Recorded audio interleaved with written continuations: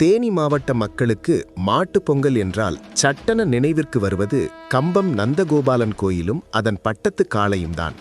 வருடா வருடம் நந்தகோபாலன் கோயிலில் மாட்டுப் பொங்கல் வெகு விமர்சையாக கொண்டாடப்படும்.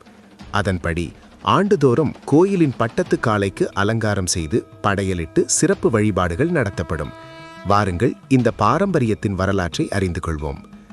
தேனி மாவட்டம் கம்பம் நகரில் உள்ள நந்தகோபாலன் சாமி தம்பிரான் கோயில் மாட்டுத் தொழுவத்தில் எண்ணற்ற மாடுகள் உள்ளன.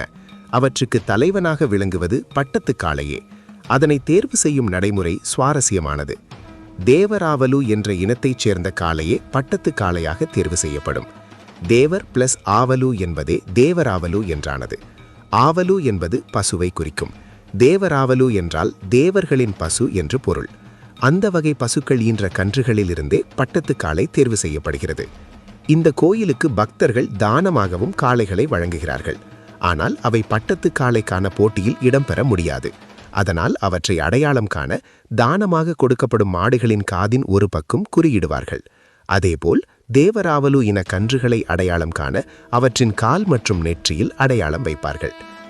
17ஆம் நூற்றாண்டில் துங்கபத்ரா நதிக்கரையின் பூர்வீக குடிகள் படையெடுப்பு காரணமாக தங்களின் விவசாய நிலங்கள், வீடுகளை இழந்து கால்நடைகளை மட்டும் அழைத்து கொண்டு மேற்கு தொடர்ச்சி மலை வழியாக இடம்பெயர்ந்தனர். கம்பம் பகுதிக்கு வந்தபோது அங்கு ஆட்சியிலிருந்த மன்னனிடம் சென்று தங்களுக்கு விவசாயம் செய்யவும் கால்நடைகளை வளர்க்கவும் வாழ்வாதாரங்களை உருவாக்கி தரும்படி கேட்டிருக்கிறார்கள். அப்போது மன்னன், இங்கு எம் மக்கள் விவசாயம் செய்து வருகிறனர், உங்களின் கால்நடைகளால் விவசாய பயிர்களுக்கு சேதம் வந்துவிடக்கூடாது என்று கூறியதோடு மாடுகளின் தன்மையை அறிய ஒரு சோதனையும் நடத்த விரும்பினார். அதாவது தோகையுடன் கரும்பை நட்டு வைத்து அதன் முன்பு தானியங்களை குவித்து தானியங்கள் சிதறாமல் கரும்பை மாடுகள் சாப்பிட வேண்டும் என்று கூறினார். மக்களும் தங்களின் கால்நடைகளை வேண்டி நின்றனர். அப்போது ஒரு காளை தனது கால்களை மற்றொரு காளையின் மேல் வைத்து நின்ற நிலையில் கரும்பு தோகையை தின்றதாம். அதனால் தானியம் எதுவும் சிதறவில்லை. இதை பார்த்த மன்னன் வியந்து அவர்கள் விவசாயம் செய்யவும் கால்நடைகள் வளர்க்கவும் நிலம் கொடுத்தார்.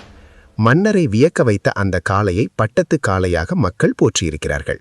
மேய்ச்சலுக்கு செல்லும்போது முதல் காளையாக அந்த காளை சென்றதோடு மற்ற காளைகளையும் வழிநடத்தி சென்றிருக்கிறது.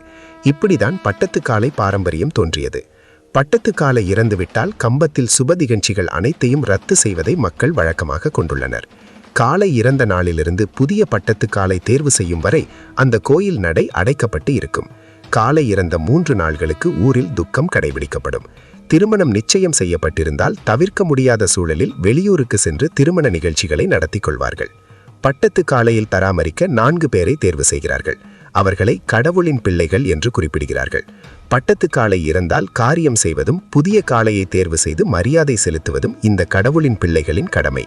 இந்த பதவிக்கு வந்துவிட்டால் அவர்கள் எந்த துக்க நிகழ்வுக்கும் செல்ல மாட்டார்கள். தங்களின் தாய், தந்தை, மகன் உள்பட தங்களின் குடும்ப உறுப்பினர்கள் இறந்தால் கூட அவர்களின் உடலை பார்க்கக்கூடாது. குடும்பத்தில் யார் இறந்தாலும் அவர்களுக்கான இறுதி காரியங்களையும் செய்ய மாட்டார்கள். பட்டத்து காளை இறந்துவிட்டால் அந்த காளைக்கு மட்டுமே இறுதி காரியம் செய்வார்கள். வாழ்நாளில் இந்த 4 பேரும் 2 நிகழ்வுகளில் மட்டுமே புதிய ஆடைகள் உடுத்துவார்கள். அதாவது பட்டத்து காளை இறந்துவிட்டால் அதற்கு காரியம் செய்யும் போதும் புதிய காளையை தேர்வு செய்யும் நாளிலும் தான் புதிய ஆடைகள் அணிவார்கள்.